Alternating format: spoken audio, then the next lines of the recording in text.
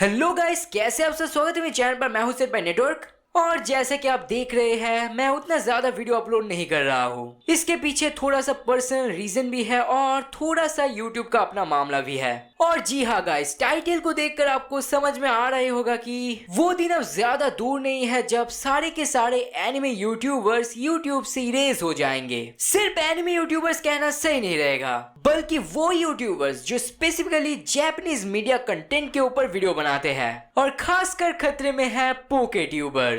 तो इसलिए अगर कोई पोके ट्यूबर या फिर एनी ट्यूबर मेरा वीडियो देख रहा है, उसके लिए ये वीडियो थोड़ा इंपॉर्टेंट होने वाला है। तो बिना वक्त गवाए चलिए शुरू करते हैं आज का वीडियो।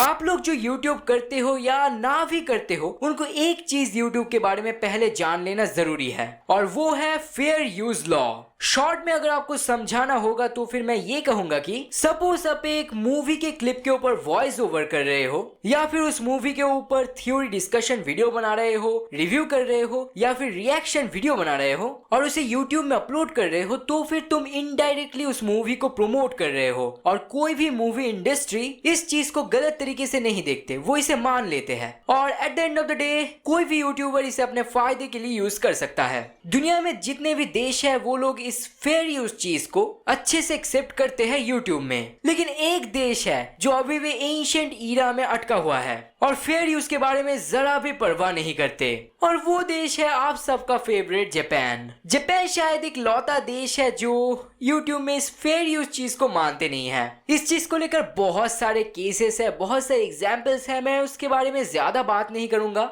आप लोग शायद दी एनिमे मैन को पहचानते ही होंगे। उन्होंने इस केस के बारे में बहुत सारे वीडियोस में बात किया है, और सच कहता हूँ कोई भी जापान के फेवर में नहीं है। तो अगर आप इस बारे में इंटरेस्टेड हो तो उनके वीडियोस चेक कर सकते हो। और सच कहे तो जापान का ये एंटी फेयर यूज वाला जो चीज है, ये बहुत ही बेकार और खतरनाक है। मतलब अगर आप जापान के नागरिक होकर यूट्यूब कर रहे हो, तो आप किसी एनिमे क्लिप लेकर डबिंग किया, अगर आपने अपने वीडियो में किसी भी एनिमे के स्टिल इमेज तक यूज किया, तो फिर आपको कॉपीराइट क्या, आपको सू करके फाइन भी भरना पड़ सकता है या फिर जेल भी हो सकता है। मतलब समझ सकते हैं, अगर आपको किसी भी सीरीज का रिव्यू करना है तो फिर आपको उसका आईपी तक भी खरीदना होगा। तो ये बस जापान में ही लिमिटेड है, लेकिन कॉपीराइट चीज सबको इफेक्ट कर रहा था, फॉरेन यूट्यूबर्स को भी। आपको शायद पता ही होगा कि टोटली नॉट मार्क की यूट्यूब चैनल से 100 से 150 वीडियोस डिलीट कर दिया गया है। तो सच कहे तो यही इसका लिमिट था। मतलब आप एनिमे के ऊपर वीडियो बनाओगे, आपको कॉपीराइट आएगा, आपका चैनल डिलीट हो जाएगा, बस यही साइकिल करके होता रहता था। लेकिन आप सबका प्यारा जापान ने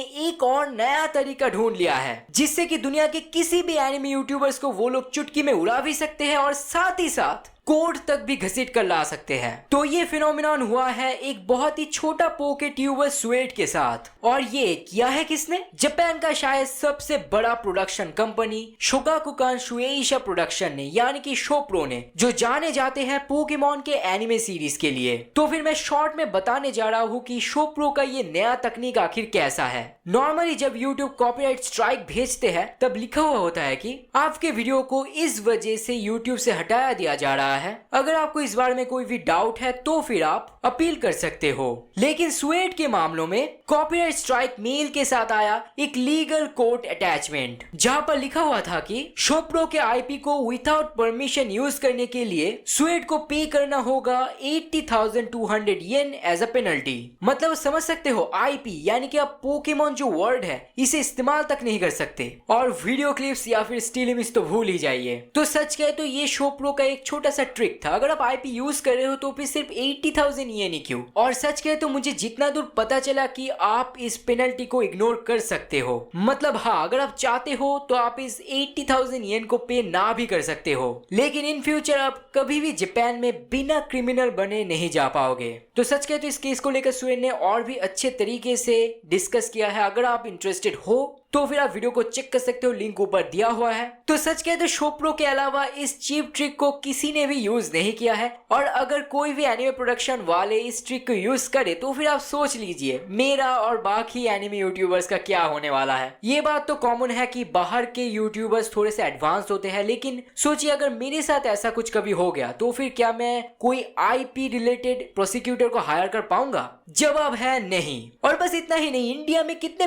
बड़े बड़े पोकेट यूट्यूबर्स है जिनका 400, 500 हजार सब्सक्राइबर्स है, एक एक वीडियो में 100,000, 1 मिलियन तक व्यूज आ जाता है। और अगर किसी भी तरीके से शोप्रो उनके पास अगर पहुंचे तो फिर समझ लीजिए उनका क्या होने वाला है। पहली बात तो वॉच टाइम के हिसाब से वो पेनल्टी भेज रहे हैं, जो आपको इस इमेज से समझ ही आ जाएगा, और भेज भी रहे हैं सारे वीडियोस को नहीं, पहले 1/3 वीडियोस, उसके बाद और एक 1/3 वीडियो, और ऐसे सारे के सारे वीडियोस में वो भेज रहे हैं। मतलब वो लोग पैसा लेके ही रहेंगे। इसलिए एक ही रास्ता है कि YouTube को जियो ब्लॉकिंग इनेबल कर देना चाहिए। उससे क्या होगा कि क्रिएटर्स जापान में सारे वीडियोस को ब्लॉक कर दे पाएंगे, और जापान को उस यूट्यूबर को सू करने से पहले और एक कंट्री के वाया होके उस वीडियो को चेक करना पड़ेगा, और तब उनको कॉपीराइट का फेयर यूज मान ही लेना पड़ेगा। यही अब हम एनिमे यूट्यूबर्स का बचने का एक ही उपाय है, और इस बात में जापान को डिफेंड करने लायक कुछ बचा नहीं है। इसलिए हर बार की तरह कमेंट में आके ये मत बोलना कि